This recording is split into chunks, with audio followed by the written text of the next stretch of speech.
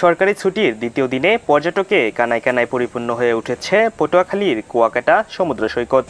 ঈদ উল ফিতরের ছুটিতে লক্ষাধিক পর্যটকের আগমনের পর এবার সবচেয়ে বেশি পর্যটকের আগমন ঘটেছে বলে জানিয়েছেন পর্যটন সংশ্লিষ্টরা। সৈকতে অবস্থানরত পর্যটকরা সমুদ্র স্নানের সঙ্গে মেতেছেন হৈহুল্লোড়ে। অনেকে সৈকতের বেঞ্চিতে বসে প্রাকৃতিক সৌন্দর্য উপভোগ করছেন, অনেকে আবার ঘোড়া, ওয়াটার বাইক এবং মোটর বাইক সহ বিভিন্ন বাহনে চড়ে সৈকতের এক প্রান্ত থেকে অপর প্রান্তে ঘুরে বেড়াচ্ছেন। পর্যটকদের ভিড়ে বুকিং রয়েছে শতভাগ হোটেল মোটেল, ব্যবসা প্রতিষ্ঠানগুলোতেও বেড়েছে বিক্রি।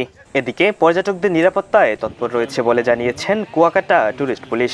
পর্যটকের নিরাপত্তায় আমরা পোশাকধারী অবস্থায় যেমন আমরা নিয়োজিত আছি, তেমনি সিভিলে আমাদের পুলিশ সদস্য আছে। কোনো ধরনের অপ্রীতিকর ঘটনা যাতে না ঘটে সে ব্যাপারে আমরা তৎপর আছি। আশা করি আইনশৃঙ্খলা পরিস্থিতি কোনো সমস্যা হবে।